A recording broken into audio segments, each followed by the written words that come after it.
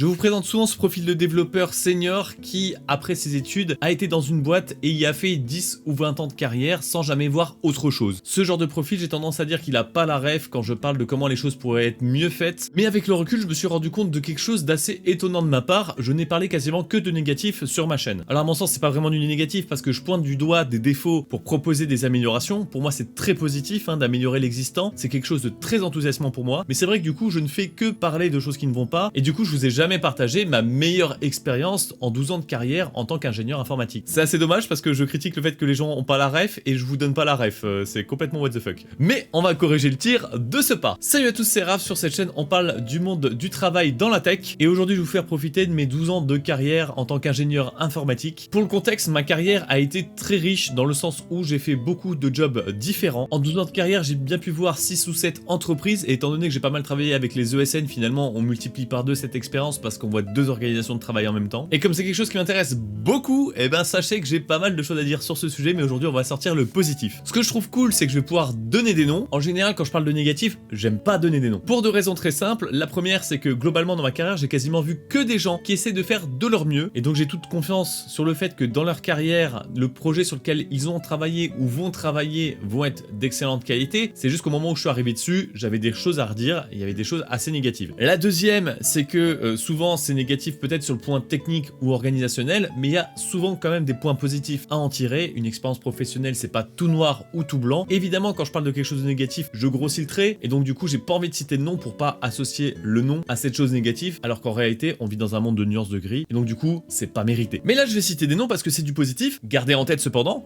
que on vit dans un monde de nuances de gris, donc je vais beaucoup dire de bien des entreprises que je vais citer, mais on reste dans un monde en nuances de gris. Ça se trouve, si vous allez dans ces entreprises, vous allez peut-être pas avoir une bonne expérience professionnelle, ça se trouve, ça va mal se passer, j'en sais rien, mais toujours est-il que c'est mon vécu, mon expérience, et j'ai relativement confiance dans le fait que si vous travaillez avec les personnes avec qui j'ai travaillé, ça va bien se passer. Donc pour le contexte, cette expérience a commencé en 2018. Dans ma carrière, on en est à peu près au milieu, 6 ans après mes études, donc j'ai déjà emmagasiné une certaine expérience, parce que j'ai déjà vécu à ce moment-là 3 expériences professionnelles plus le jeu vidéo que j'ai développé, une expérience dans l'industrie et 2 dans le milieu finance, et donc j'avais déjà cette analyse du marché du travail, de la finance avec des projets au jour le jour et assez peu qualitatifs sur le plan technique, et côté de l'industrie, un certain amour sur le côté architectural, mais mon point de vue était encore fébrile parce que mon nombre d'expérience était limité. L'entreprise dans laquelle j'ai travaillé s'appelle Stago, c'est une entreprise qui fabrique des machines d'analyse de sang spécialisées dans l'analyse de l'homéostase, c'est-à-dire que c'est des machines qui analysent automatiquement la coagulation de votre sang pour savoir s'il coagule normalement,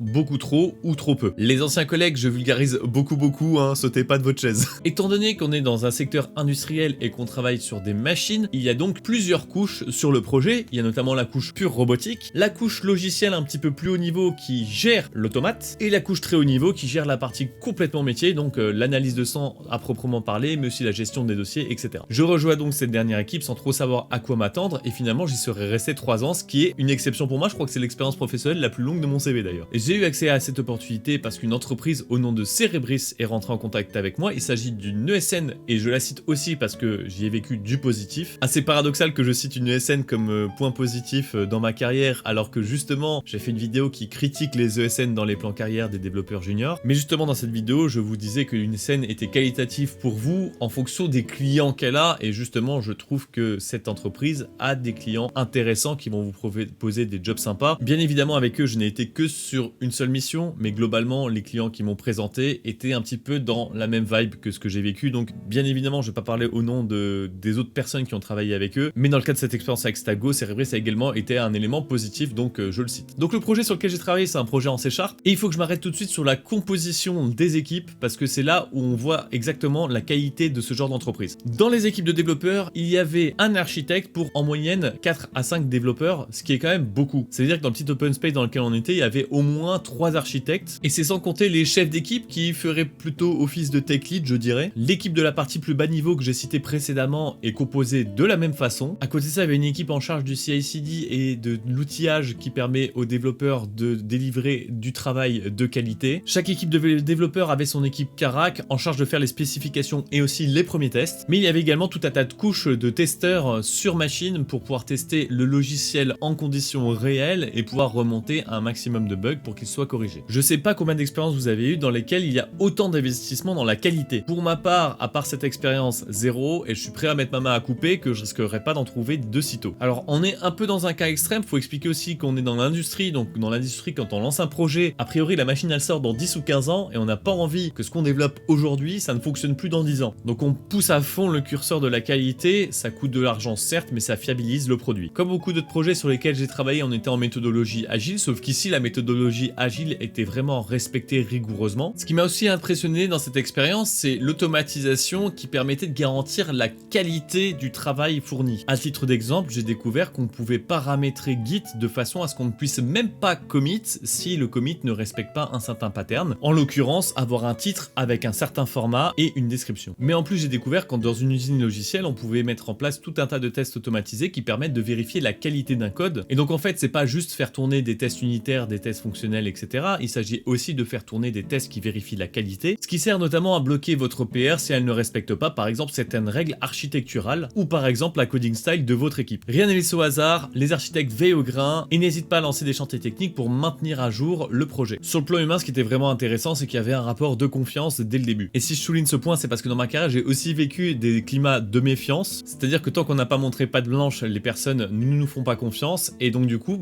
quelque part, c'est assez bridant, ça nous empêche de faire démonstration de notre compétence. Et là, c'est tout l'inverse. Assez rapidement, j'ai pu faire des propositions d'amélioration architecturale, et après arbitrage et discussion avec les architectes, je me suis vu confier un projet de refactoring pour améliorer un segment central du projet. Autrement dit, c'est pas parce que vous n'êtes pas architecte que vous n'avez pas le droit de faire des critiques sur l'architecture du code, et on est très loin d'une équipe dans laquelle on embauche un développeur juste pour qu'il soit une main d'œuvre. Il y a quand même un inconvénient majeur à ce genre d'organisation, et je tiens à le souligner parce que je sais qu'on a tous des profils psychologiques différents et qu'il y a certaines choses qui vont beaucoup vous agacer et qui moi ne me touchent pas particulièrement. Le fait que du coup les cycles de développement ont l'air relativement ralentis. Dans le sens où lorsque vous faites une PR, tout ce qu'elle a à passer en termes de tests, en termes de validation des pairs, etc. fait que parfois ça peut durer un certain temps. On est très loin des expériences pro où on peut carrément délivrer en prod de façon instantanée sans le faire vérifier par qui que ce soit. Et du coup, forcément, les PR rentrent en conflit facilement les unes avec les autres, étant donné que elles mettent du temps à se résoudre et à être validées. Et donc du coup, ça ralentit encore le temps qu'on met à délivrer une PR, ce qui donne pas mal cette impression de lenteur. Moi, je suis moins sensible au vécu instantané, donc du coup, ça m'a pas trop dérangé. Je sais que c'est le prix à payer pour pouvoir faire du boulot à forte valeur ajoutée, mais je sais que c'est aussi le type d'expérience qui peut en frustrer certains, donc je préfère le préciser. Pour moi, je cite donc cette expérience comme la meilleure expérience de ma carrière pour deux raisons très simples. La première, avec tout ce que j'ai dit, vous l'aurez compris, c'est pour moi un modèle de qualité sur un projet logiciel. J'estime pas forcément que tous les projets ont besoin de pousser à ce point le curseur de la qualité, mais en tout cas, avoir cette expérience en tête permet de connaître l'ensemble des choses qui sont intéressantes à mettre en place si on veut renforcer la qualité d'un projet. Ça permet aussi de se rendre compte lorsqu'on arrive sur un projet que les curseurs sont même pas au minimum sur ce sujet. L'autre point positif, c'est qu'il y a beaucoup d'architectes dans l'équipe. Il n'y a pas meilleur mentor sur le plan technique qu'un archi. Déjà, il prémâche la veille technologique pour toute l'équipe et ça, c'est vraiment très précieux. En plus, l'archi a une forte expérience sur les sujets architecturaux, par exemple, et il a beaucoup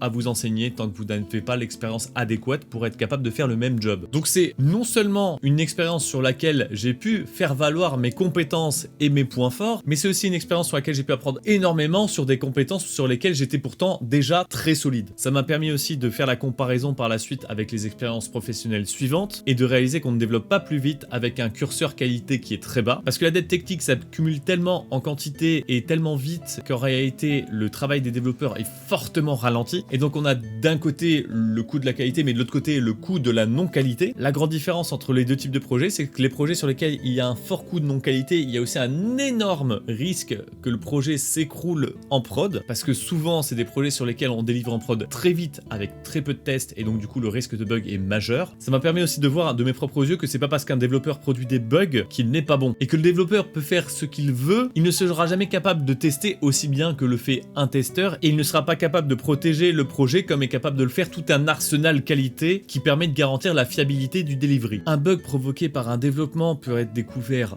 bien tard, mais avec la bonne organisation qualité, il devient beaucoup plus simple de quadriller pour savoir quelle version, voire même quel commit a provoqué le bug, et donc du coup ça devient beaucoup plus simple de régler un souci. Là où quand il n'y a pas de culture qualité et que le bug nous est retourné peut-être 4-6 mois plus tard, on n'arrive même plus souvent à faire le lien avec le développement vraiment qui a provoqué ce bug et donc à retrouver l'origine du bug. Voilà, maintenant vous avez la ref, n'hésitez pas à me dire si dans vos expériences à vous, on en a été à ce niveau de qualité, quel a été le meilleur niveau de qualité. Je suis bien curieux de savoir qu'est-ce que vous avez croisé dans votre carrière. Est-ce que mon expérience Astago est un ovni ou est-ce que ça existe en France dans d'autres entreprises? Et on se dit à la prochaine.